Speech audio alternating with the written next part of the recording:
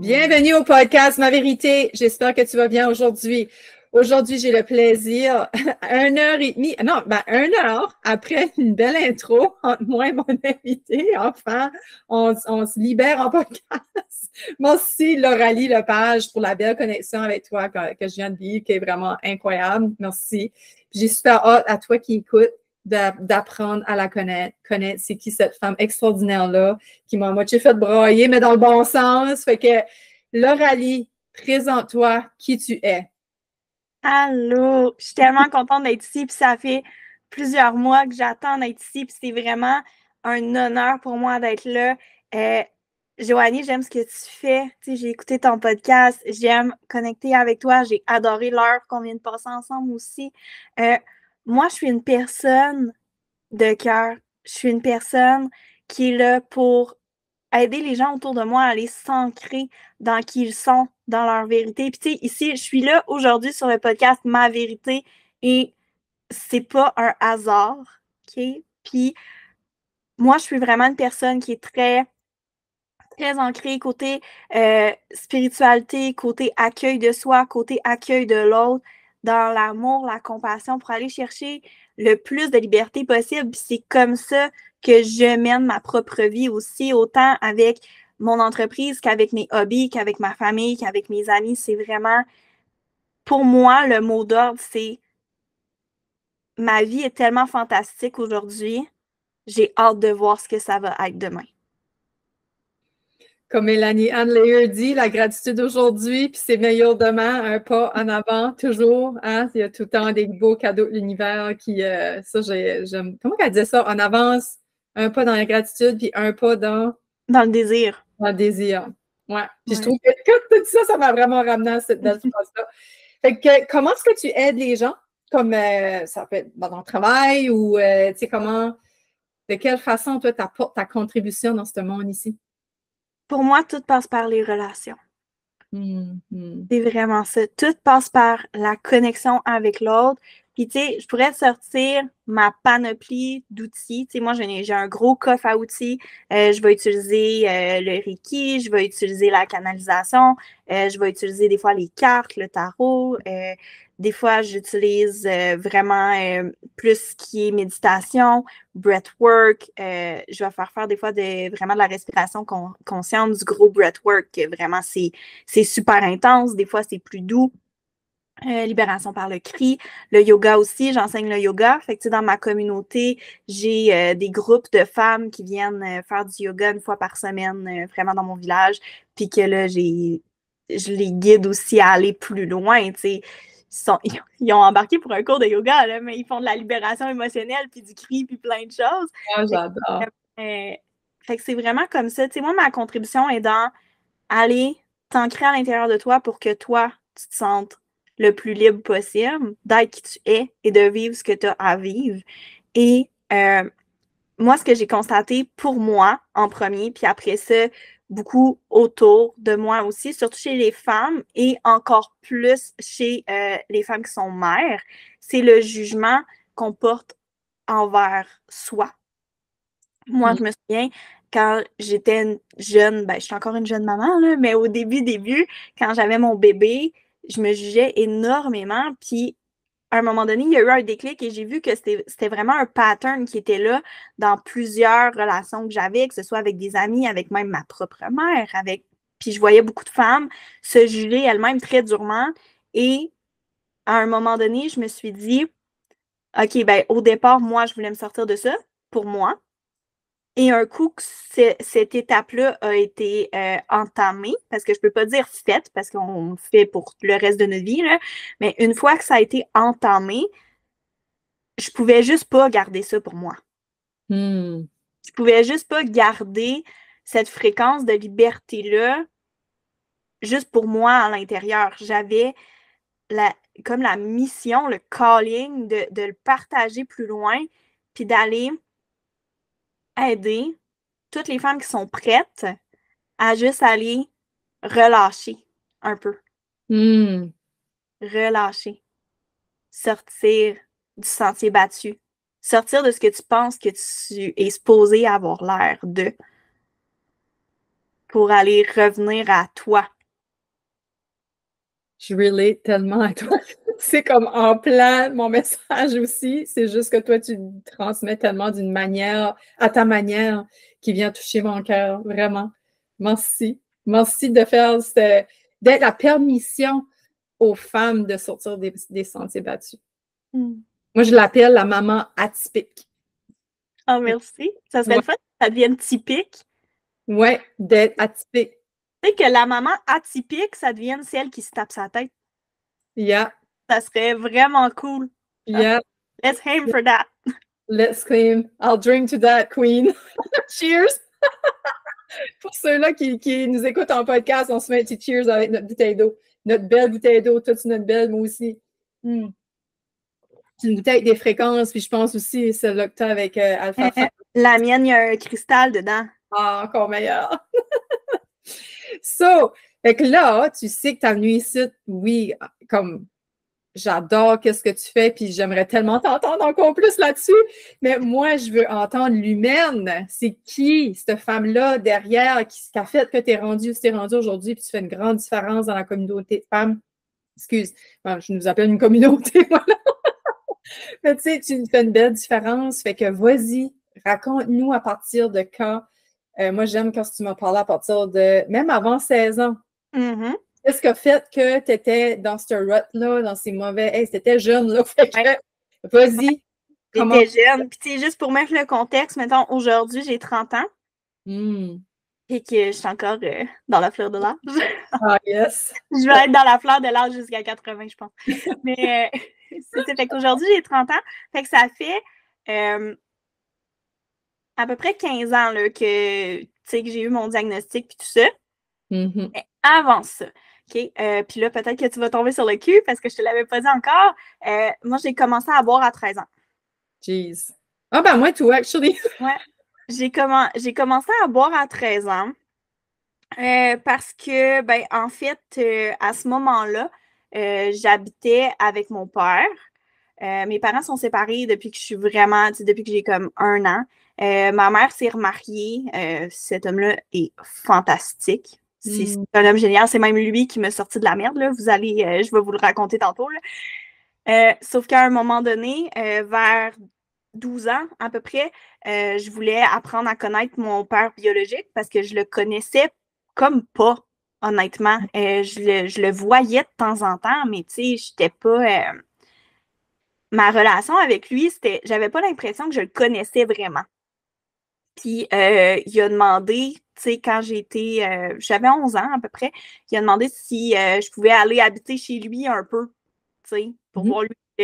Il voulait probablement me connaître aussi plus. Puis, moi, j'ai dit oui. Puis, à ce moment-là, ma mère a dit aussi. Ça a été le début de la débandade. Wow, OK. Fait que je suis allée habiter avec cet homme-là qui est un homme fantastique, un père bas de gamme. Et ça n'a rien à voir avec la personne qu'il est. Okay? C'est un homme bon. C'est quelqu'un que probablement que ça n'aurait pas été mon père, j'aurais pu être amie avec.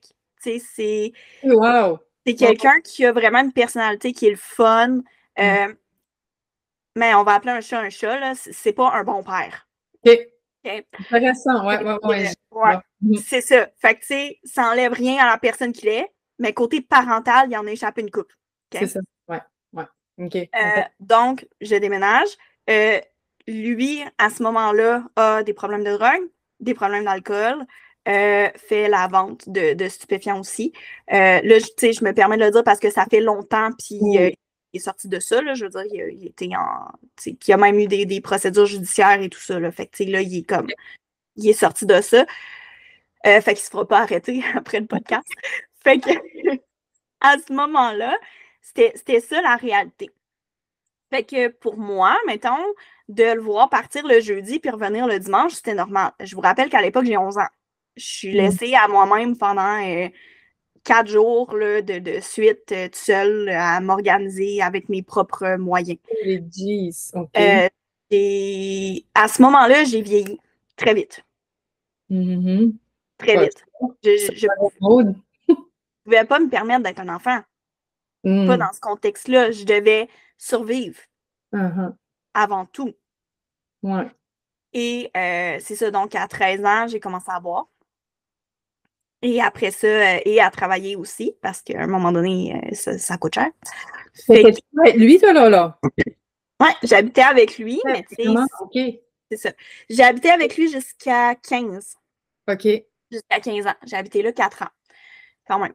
Fait que... mais ça a quand même été... ça a eu des belles répercussions. Parce qu'il y a des gens, il y a des amis que j'ai rencontrés à cette époque-là qui sont encore mon cercle d'amis très proche aujourd'hui. Wow. On a évolué ensemble. J'ai les mêmes amis depuis 16-17 ans. Wow. Fait que c'est vraiment... il y a eu des belles répercussions. Puis je me dis que si j'avais pas passé par là, ma vie aurait été complètement différente. Donc, à partir de 14 à peu près, j'ai commencé à boire à 13, mais c'était pas, à ce moment-là, c'était pas comme problématique. C'était social. Ben, c'était problématique parce que j'étais jeune, mais c'était social. Fait que, tu sais, je buvais comme plus dans des occasions sociales. C'était pas genre pour oublier qui j'étais ou pas me ressentir ou des affaires comme ça. Sauf qu'à 14 ans, j'ai vécu une agression sexuelle. Sous l'effet. Genre, j'étais complètement saoule, j'étais complètement torchée et il y a eu ça qui est arrivé. À partir de ce moment-là, l'alcool, c'était plus assez. Là, tu voulais vraiment te fuir, noyer ta peine, non? Ouais. Fait que là, la drogue a embarqué. Moi, à partir de là, mon focus a été je vais m'arranger pour être sûre que personne s'en rende compte. Donc, j'ai continué de performer à l'école comme j'ai toujours si bien su le faire. Moi, j'étais une élève très performante, 90-95% dans toutes les matières, et j'ai maintenu ça. J'ai maintenu ça, donc il n'y a jamais personne qui a flagué que j'aurais eu besoin d'aide. C'était à ce moment-là, et peut-être encore aujourd'hui, je suis moins consciente du système scolaire en ce moment, mais à ce moment-là, les enfants, les adolescents qui recevaient de l'aide, qui avaient des interventions, c'était juste ceux qui étaient en situation d'échec. Donc, j'envoie ce message dans l'univers. Regardez aussi, prenez le pouls de ceux qui ont des bonnes notes, s'il y a des enseignants qui nous écoutent, là. S'il y a des enseignants qui nous écoutent, vos ados qui ont des bonnes notes, prenez le pouls quand même. Tellement, c'est vrai. Mon Dieu! Ça n'était un gros, celle-là? Ouais. OK, ouais. Sérieusement, on va fermer ça ici. Genre, prenez le pouls des élèves qui ont des bonnes notes, gang. C'est mon message pour aujourd'hui. Non, t'as crissement raison. Ouais. Fait que, puis je sais qu'il y a certainement des enseignants, des enseignantes qui t'écoutent, là. Oui, un bon réseau de... Oui. Watchez vos jeunes qui ont des bonnes notes. Comme pas juste ceux en situation d'échec, parce que moi, je faisais partie 90-95, partout. Mais j'étais gelée tous les soirs. Moi, mon mot d'ordre était je vais jamais aller à l'école sous l'influence. OK. Ça, tu te gelais aussitôt que tu arrivais à la maison. Sauf que je me gelais aussitôt que j'arrivais à la maison. Okay. Fait que il y a ça. Fait que là, tu sais, il y a eu comme toute la drogue. Puis tu sais, il y a eu j'ai consommé de la marijuana très longtemps. Mais il y a aussi eu tout ce qui est speed, ecstasy. J'ai jamais pris de cocaïne. Ça, c'est quelque chose parce que j'ai vu mon père, dans le fond, que lui, c'était ça, sa bête noire. Là. Et comme, je le vois ce que ça fait, je veux pas aller là. Fait que j'ai jamais pris ça. Tu peux dire merci. Ouais. Ben, c'est ça que je dis. Il y a eu plusieurs. C'est ça. Genre, merci d'avoir sniffé autant. Ça m'a fait prendre conscience que je veux pas aller là. Fait que tout ça est là. Je vis comme ça. Après ça, tu sais, là, j'ai 14 ans. Je suis toujours saoule, gelée. J'ai 3 jobs à ce moment-là.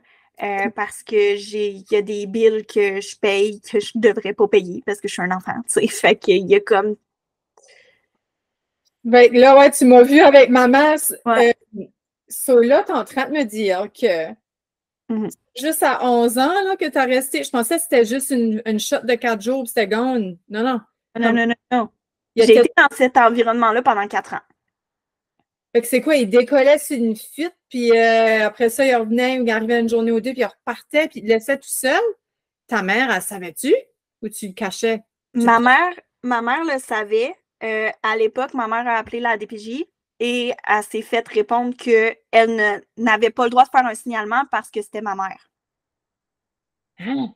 Parce que ça pouvait passer comme de l'aliénation parentale. Fait qu'il fallait que ce soit quelqu'un d'autre qui fasse le signalement, ça pouvait pas être elle. Ouais. Le système a changé depuis. Mais t'as pas pu y aller chez eux ou toi, tu voulais pas ou quoi? Ben non, tu sais, à ce moment-là, moi, j'avais mes amis, j'avais Ok. mes. Tu sais, quand t'es ado, Oui, puis surtout quand t'es addict, ouais. moi, je voyais pas d'aller chez ma mère comme une porte de sortie. Là, je voyais d'aller chez ma mère comme un Oh my God, je pourrais plus vivre. Un detox, là. C'est ça. Ouais, OK. OK. Fait que j'ai été dans cet environnement-là pendant 4 ans, dans le fond de 11 à 15. Fait que là, à 14 ans, ben, tu sais, c'est ça, là, à ce moment-là, je consomme vraiment beaucoup. J'ai 3 jobs, c'est le chaos. Mais mes notes n'ont jamais baissé. Fait que c'était Ah, vraiment. Fait que j'ai jamais été flaguée, en fait, comme étant une adolescente qui pouvait potentiellement avoir des problèmes ou quoi que ce soit. ça. Et à un moment donné,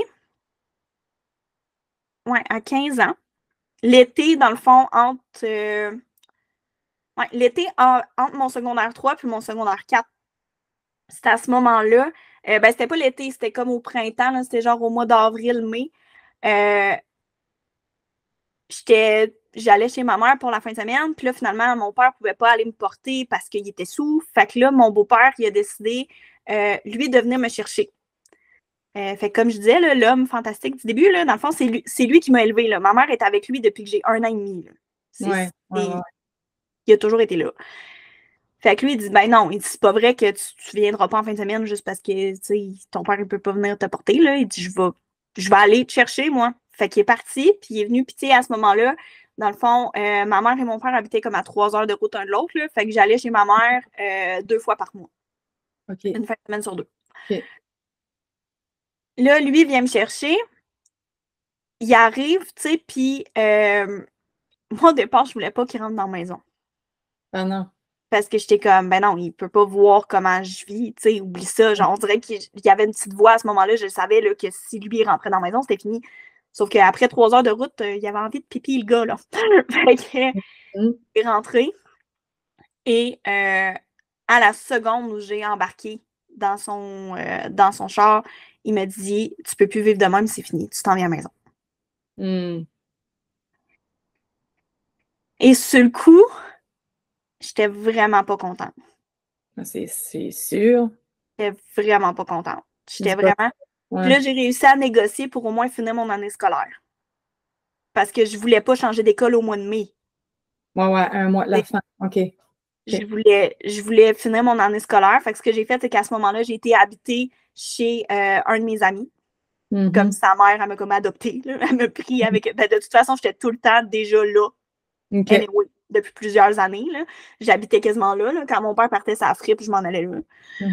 Fait qu'elle était déjà habituée de m'avoir pas mal tout le temps chez elle, cette dame-là, qui s'appelle Linda, que j'aime encore d'amour, qu'on est encore. Fait que c'est ça, j'étais allée habiter là. Puis finalement, après ça, quand l'école a fini, ben là, j'ai demandé si je pouvais rester pour l'été. Fait que Mm. là, ils m'ont gardé pour l'été.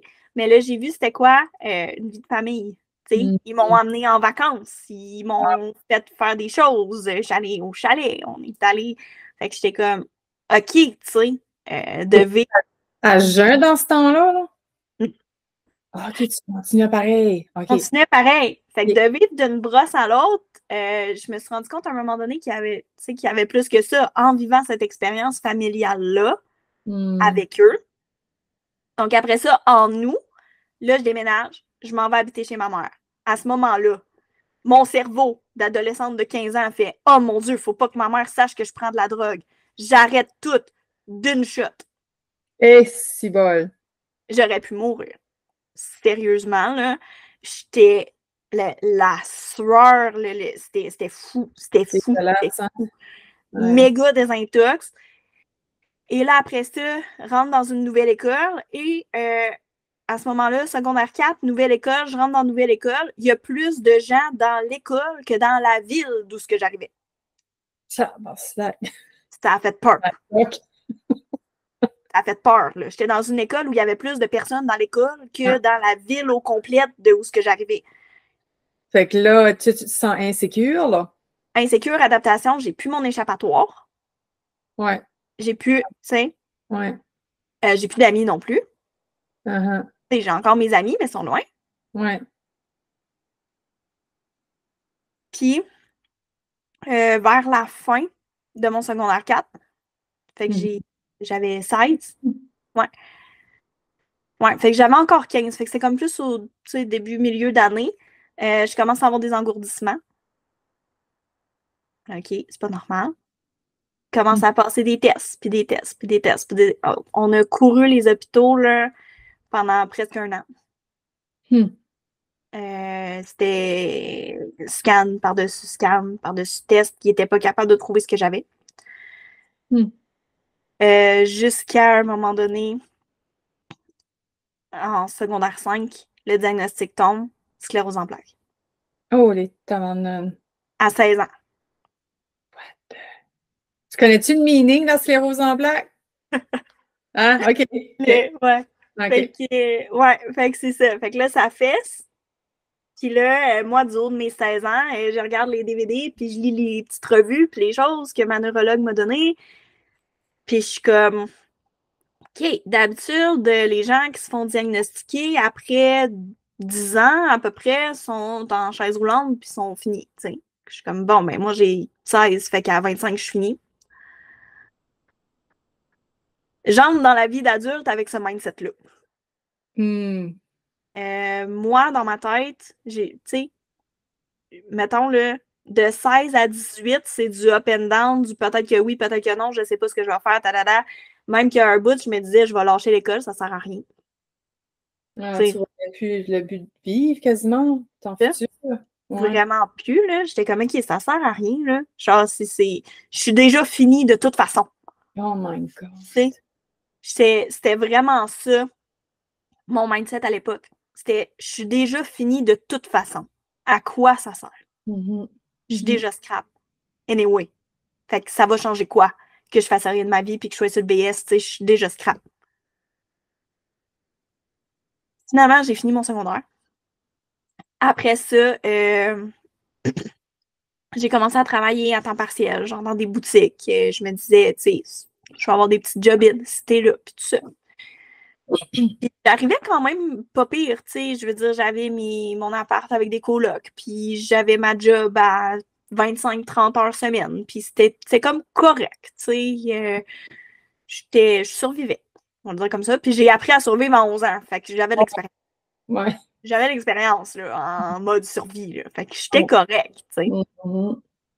Puis à un moment donné, j'ai décidé d'aller au cégep. J'étais comme, OK, je vais aller au cégep.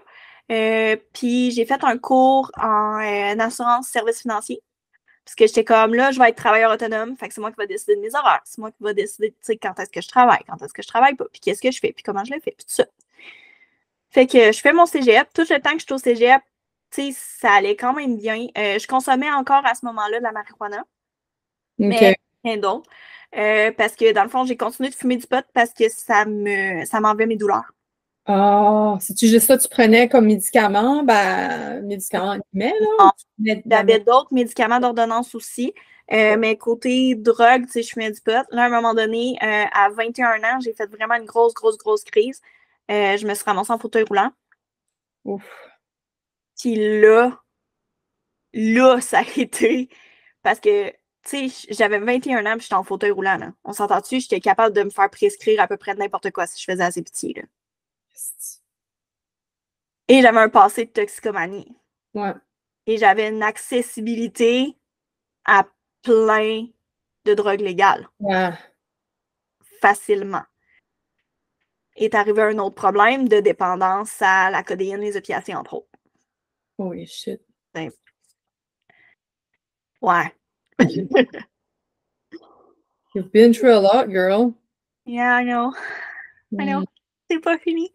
Fait que là, moi, à 21 ans, j'étais en fauteuil roulant. À un moment donné, le neurologue me dit, ben, il y a à peu près 50% de chances que tu marches normalement. Et là, moi, à ce moment-là, l'instinct de survie, je suis sûre, là, embarqué, je sais pas si c'est l'instinct de survie, je sais pas si c'est Dieu, je sais pas what the fuck happened, là, Ouais. mais j'ai eu le no, that's not over yet. Genre, ça a vraiment sonné, là, genre, get your shit together. Ça peut pas finir de même, là. Ouais. Comme t'as 21 ans, là, ça peut pas finir de même. Mm.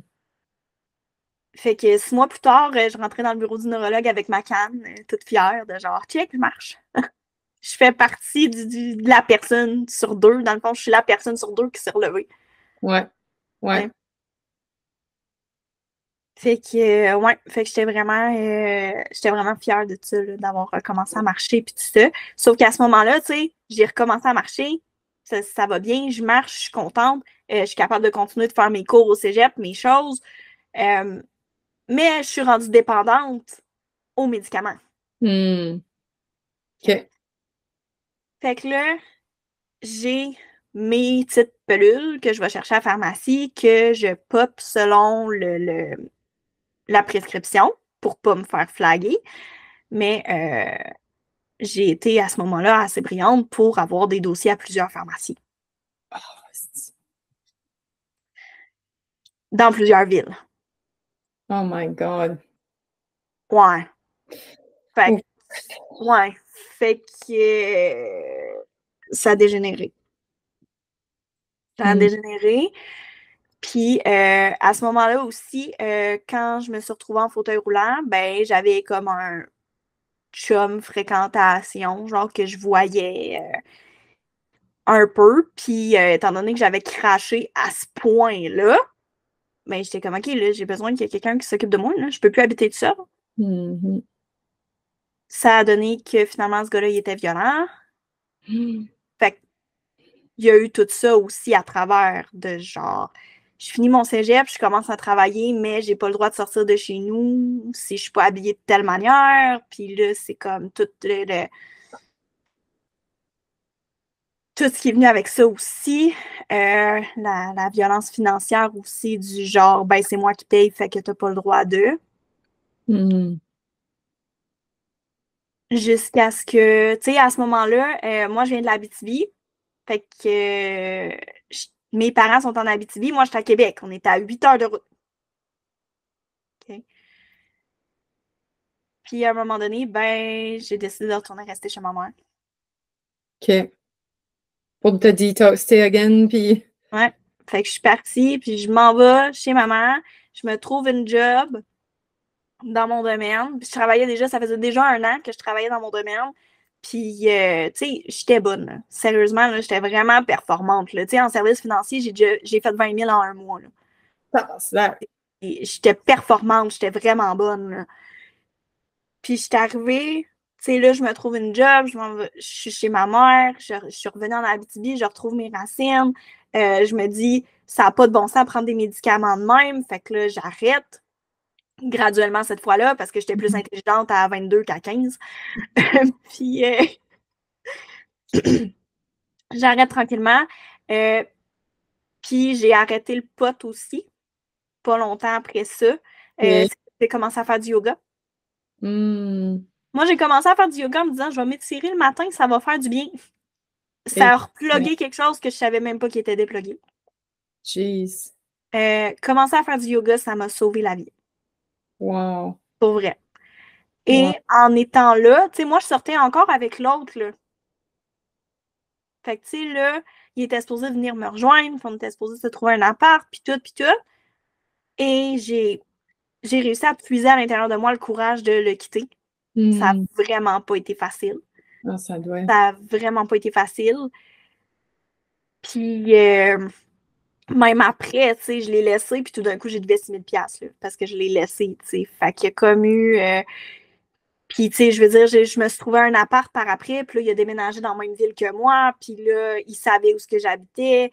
Fait que là, mettons, j'ai commencé à ce moment-là à fréquenter le conjoint que j'ai en ce moment, avec qui j'ai ma fille. Là, je commence à fréquenter Steven, mais là, je recevais des messages textes. Je viens de passer devant de chez vous, ton chat, il est pas là, t'es où? T'sais, de l'autre, que ça faisait déjà quasiment 1 an que j'étais plus avec. Oh my God. T'sais. Fait que il y a eu comme tout ça aussi que j'ai eu après ça, des suivis psychologiques puis tout parce que ça avait juste pas bon sens. J'étais même plus capable d'aller faire mon épicerie. J'étais même plus capable d'aller faire mon épicerie. J'avais peur d'aller prendre une marche. Parce que je voulais pas qu'il me trouve. J'avais vraiment peur de tout. J'avais peur de vivre. Et c'est à ce moment-là, je suis toute seule dans mon appart avec mon chat. Puis c'est la fois où ce que je me suis rendue à vraiment, vraiment vouloir mourir. Malgré tout ce qui est arrivé avant, ça a été comme la goutte qui a fait déborder le vase. J'ai fait un burn-out, une grosse dépression. Puis là, burn-out, grosse dépression, puis tout, les assurances de la compagnie ne veulent pas me payer parce que là, ils essayent de faire passer ça sur le dos de ma sclérose en plaques. Parce que je suis plus vulnérable aux dépressions à cause que j'ai la sclérose en plaques. Fait que là, c'est à cause que j'ai la sclérose en plaques que là, je fais un burn-out. Fait que pas d'argent. Je me ramasse à manger du macaroni au ketchup pendant 2 semaines. Puis là, c'est là que j'étais comme, OK, là, pour vrai, là, what's the point? C'est... Puis,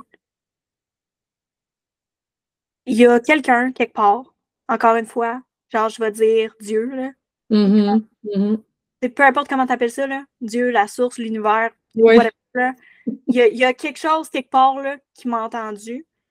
Puis, le soir où ce que j'avais prévu j'avais tout organisé mes affaires, genre, j'avais même fait garder mon chat. J'avais tout était prêt, là. Puis, il y a un ami qui est juste venu cogner à ma porte, nowhere. Hey, viens-t'en, on s'en va chercher une crème glacée.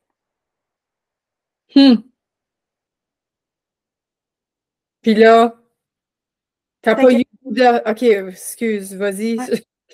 Ouais, OK. Puis, fait que j'étais allée. Parce que je voulais pas qu'il se doute de. Je me suis dit, au pire, ça va juste repousser de quelques heures. Sauf que j'ai tellement passé une belle soirée. Oh. On a été chercher un float, là, avec la slush, là. Puis on était sur le hood de son char, puis on regardait le coucher du soleil, puis sur le bord du lac, puis tout. Puis j'étais comme, encore une fois, j'ai eu le... Ça peut pas se finir, là. Il y a d'autres choses. Ça peut pas se finir, là. Fait que... C'est ça. Fait que pas longtemps après, ben là, j'ai comme été habitée. Justement, là, j'étais plus capable de payer mon loyer. Ouais. J'étais plus capable de payer mon appart, rien, là. Fait que j'étais allée... le gars que je fréquentais à l'époque, qui est maintenant mon conjoint, ça faisait 3 mois qu'on se fréquentait, OK, là? Et on venait juste, là, de commencer. Puis il m'a dit, ben, viens rester chez nous, qu'est-ce qu'on a à perdre? Oh. C'est comme, ça passe ou ça casse, là, je veux dire...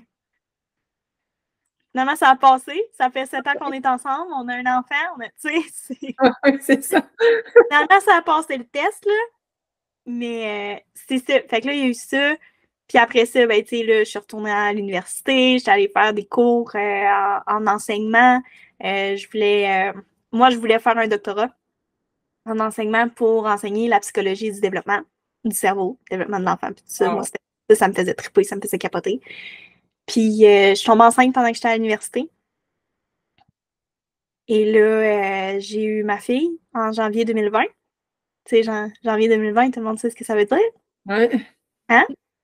Mars 2020, COVID. Ouais. Fait que je me suis retrouvée à la maison, seule, avec un enfant, pas le droit d'avoir d'aide, pas le droit de contact avec mes parents, pas le droit de voir personne. Puis ta sclérose en plaques? Ma sclérose en plaques va bien. Comme... Top shape. Mais qu'est-ce qu'a été comme le déclic? You don't know? You because you work on yourself. Ouais, c'est ça. C'est ça. Puis, tu sais, je veux dire, je me suis mis à Tu sais, j'ai complètement arrêté de consommer tout, même les médicaments. Fait que, tu sais, plus rien, là, même plus d'alcool. Genre, tu sais, je le vois, là, je veux dire, je prends un verre de vin puis j'ai mal pendant 3 jours. Fait que, Ah, OK. je bois OK. plus. Pas en tout. OK. Tu sais, je me suis mis à vraiment faire attention à ce que je mangeais, faire du yoga tout le temps, prendre des marches, puis tout ça. Fait que, il y a ça, tu sais, qui a vraiment aidé. Je me suis mis à prendre soin de moi, diminuer mon stress le plus possible. Mais tu sais, ça, c'est venu comme plus après, tu sais. Parce que j'ai eu ma fille, puis après ça, tu sais, j'ai fait une de ces dépressions postpartum, là. Mais d'une violence, là, que je pensais même pas que c'était possible. OK. Puis ma fille avait 7 mois quand je m'en suis rendu compte. Ben, quand je l'ai dit, parce que ça faisait déjà un bout que je le filais, là. Mais ma fille avait 7 mois. Puis je me souviens, j'ai regardé mon chum directement dans les yeux, puis j'ai dit, là, ça marche pas parce que je la veux plus. Et ça lui a fait prendre conscience à lui que, il dit, je m'étais rendu compte que tu avais l'air à côté de tes souliers. Mais en fait, c'est que je vivais ma vie au complet sur le pilote automatique. Encore une fois, j'avais encore le déclic. Tu sais, le même déclic que j'ai eu à 14 ans de comme, faut pas que mes notes baissent. Ouais. Faut pas que personne se rende compte que j'ai eu le même déclic à 26 ans de tout ce qui devait être fait était fait. Tout ce que tu peux mettre sur une liste de genre une bonne maman, ça fait ça, là. Ouais. T'es fait. Ouais. Fait qu'il y a personne d'extérieur qui pouvait se rendre compte d'à quel point j'allais pas bien. Ouais. Même mon propre conjoint qui habitait avec moi l'a pas vu. Ouais. Parce que j'avais le mécanisme de faut pas que ça apparaisse. C'est ça. C'était tellement là, puis j'avais de la pratique en plus.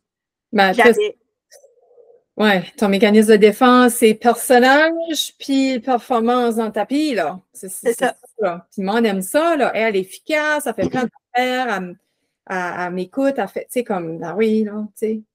C'est ça. Fait que, efficacité, performance. Sauf que de l'efficacité puis de la performance, là, ça donne pas de l'amour à un enfant, ça. Ben non. Ça donne pas de mère à un enfant, de l'efficacité puis de la performance. Fait que ma relation avec ma fille était à chier. Pour vrai. Genre, le lien de confiance était pas là. Tu sais, l'espèce de l'instinct maternel, là, que tu te fais dire quand t'es enceinte que ça embarque quand t'accouches, là, ben, moi, ça a pris 1 an et demi. Ah ouais, toi, tu l'as pas ressenti au début, là? OK, moi, ça m'avait pris comme 4 heures avant sa kick-in, puis je me trouvais comme indigne, là. Même 2 jours, je pense. OK, OK, toi, tu l'avais même pas eu encore. Ça a pris 18 mois avant que ça kick-in. Ah, wow. OK. Avant que ma fille ait 18 mois, là, puis que vraiment j'aille le sentiment d'être bien en tant que personne, puis de me sentir bien avec moi-même,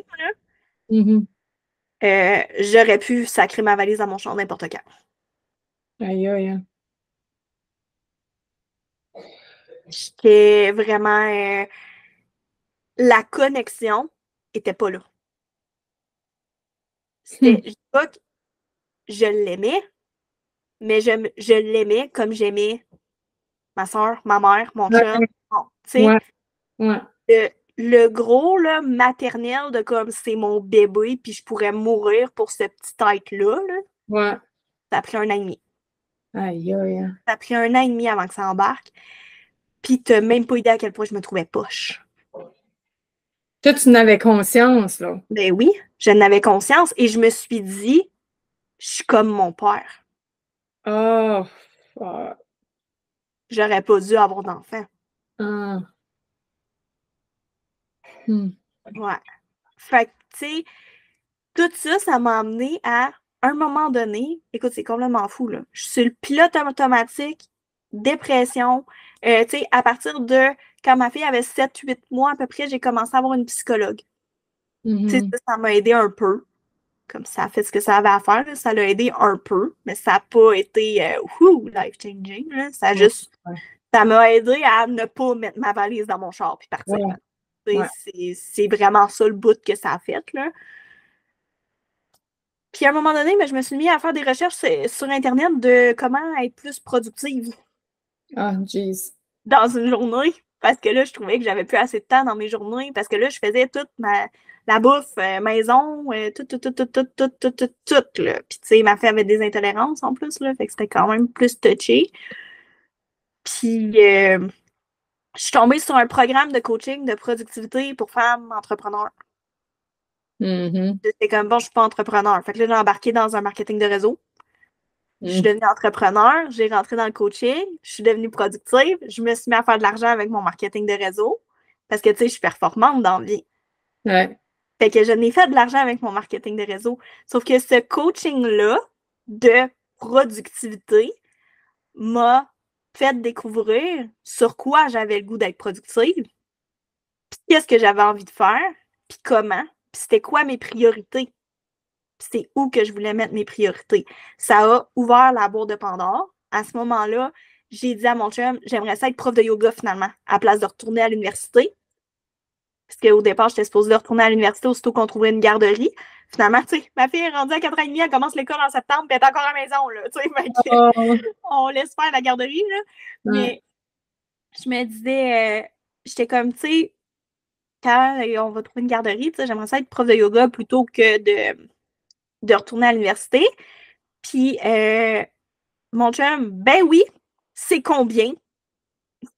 Paye le 5 000 au complet, genre, vas-y, ma blonde, fais ton cours, puis tout ça.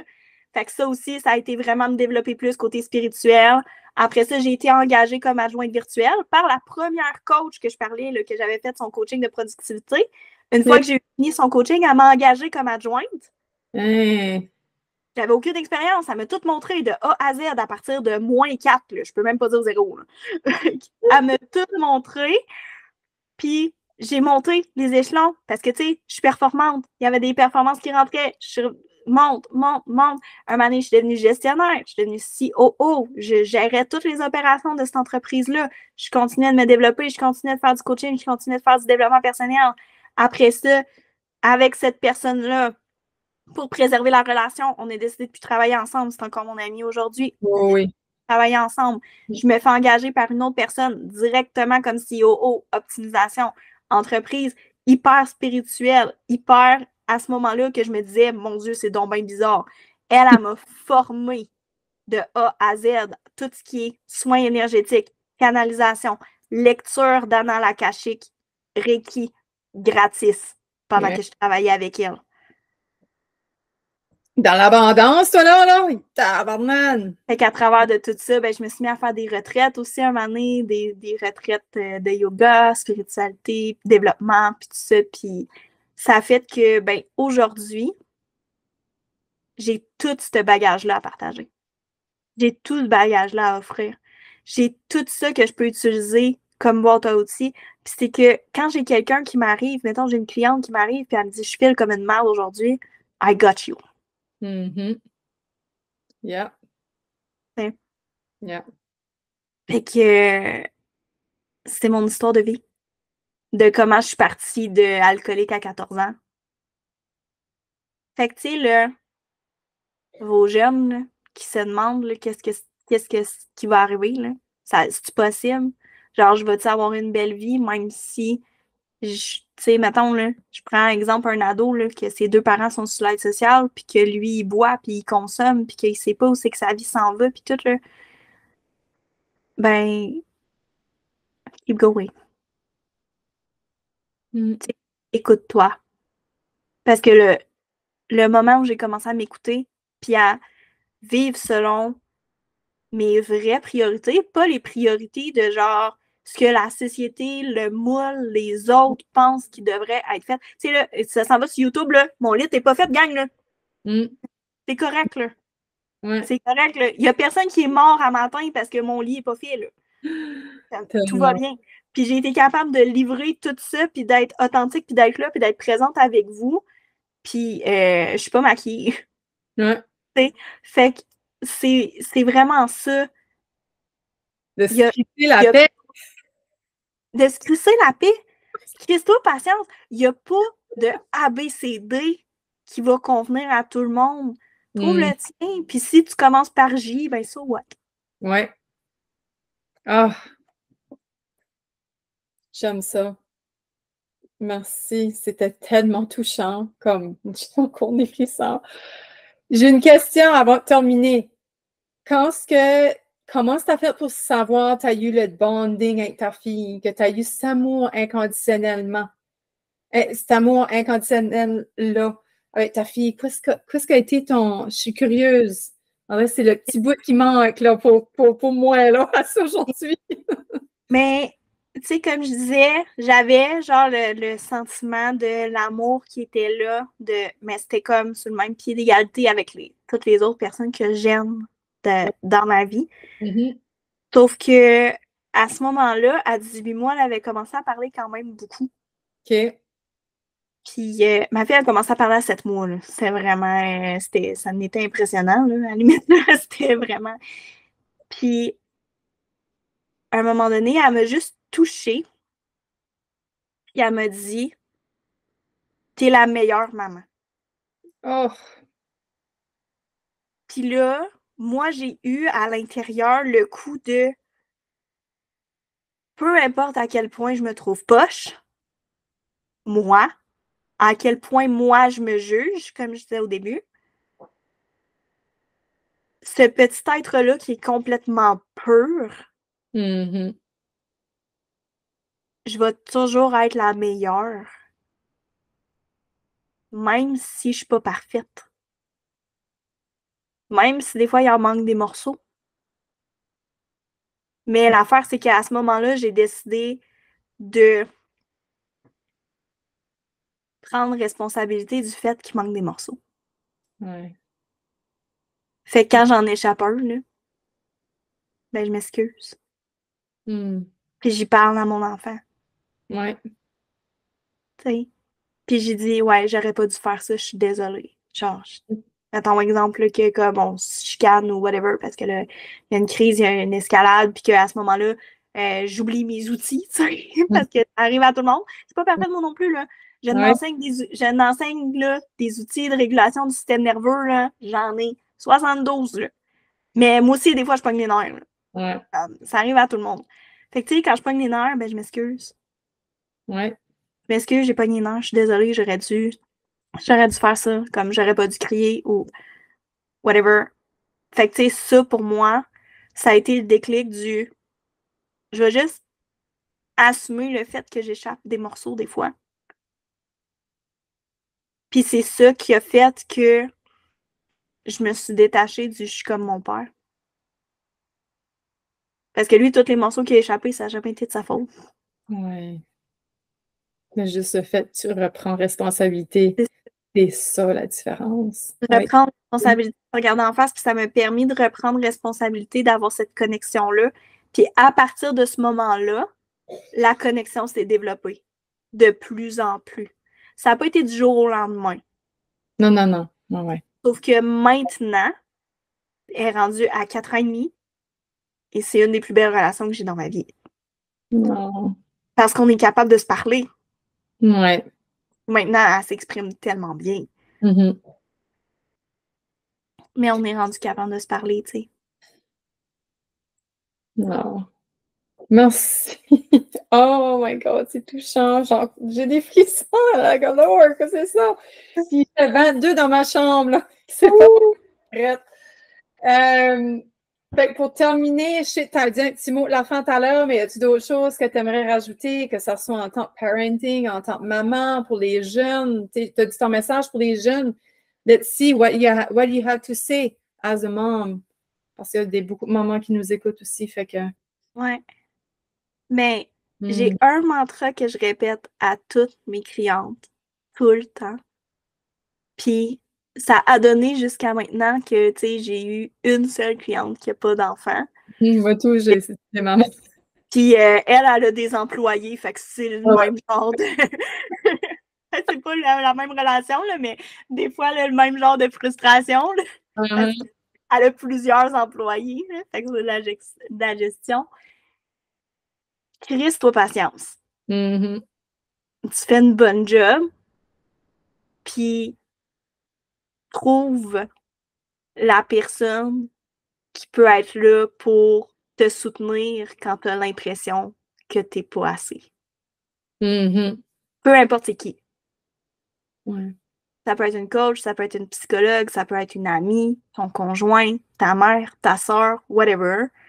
Trouve quelqu'un qui est capable de te hold, de te tenir quand tu as l'impression que Mm. tu pourrais pas être pire. Là. Ouais. Ah. J'aime ça parce que mon message est pour les mamans aussi. Moi, là, c'est quoi ce que ma quote quand ma fille est née? Happy mom, happy baby. Puis je pense que c'est pour ça que j'ai jamais eu guilt. Parce que pour ma fille soit heureuse, je dois être heureuse en premier.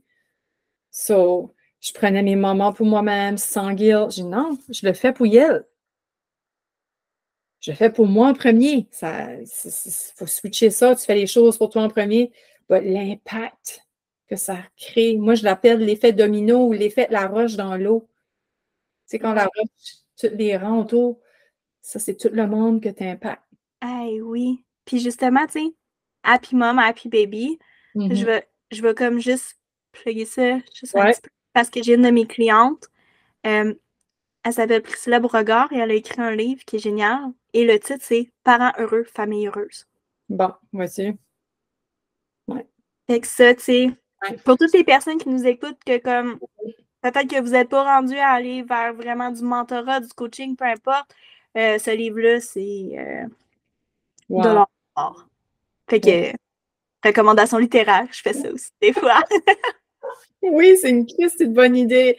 Merci pour la belle recommandation. Puis, merci pour ta vulnérabilité. C'est beau, ton humilité, ton courage, parce que je pense qu'il y a des moments qui étaient un petit peu difficiles pour toi de partager aujourd'hui. Ça se peut-tu? C'est pas tout le temps facile. Il So, y a beaucoup de choses que j'ai dit aujourd'hui que j'avais jamais dit sur une plateforme grand public avant.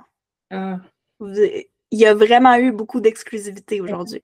je me sens privilégiée. Puis à toi qui écoutes aussi, un grand merci. Vraiment, comment dire plus qu'un grand merci du fond du cœur? Je sais pas s'il y aurait un autre mot. Mais c'était tellement, comme je t'aurais écouté toute la journée, comme tellement captivant, t'es tellement dans ton cœur, t'es pur. Tu sais, tu parles de ton bébé à 1 an et demi qui est pur, je ressens ta pureté, ton amour, puis ton cœur grand ouvert, fait que merci. Merci. Hmm.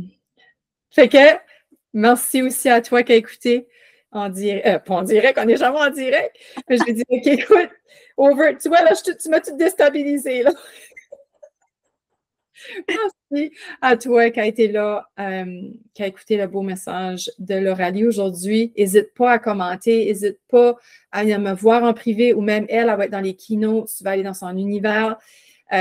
Garde, moi, je suis profondément touchée. N'hésite pas à partager autour de toi parce que son histoire est très. Comme je n'avais pas entendu encore, je n'avais pas eu d'invité encore qui avait eu des addictions de drogue, je trouvais ça vraiment, vraiment intéressant. C'est juste pour te dire l'histoire à Lauralie, là. Si que toi aussi tu vis des choses difficiles, rappelle-toi de son histoire. OK? Puis rappelle-toi en tant que maman, comment est-ce que tu peux être dur sur toi-même, puis que, en fin de compte, c'est toi. Tu sais, Lauralie, quoi, ce que j'ai entendu, c'est aussitôt tu t'as enlevé la pression que je suis comme mon père, ça a tout lâché. Tu as eu le bonding avec ta fille. Fait c'est nous autres même qui se créent ces barrières-là, ces blocages-là. Puis je le dis à voix haute pour me le dire à moi-même aussi. Fait merci. Bon succès à toi, Lauralie, dans tes projets. Puis c'est sûr qu'on se revoit nous autres. Merci. Plaisir. À la prochaine, à toi qui écoutes. À la prochaine, Lauralie, puis on se voit la semaine prochaine.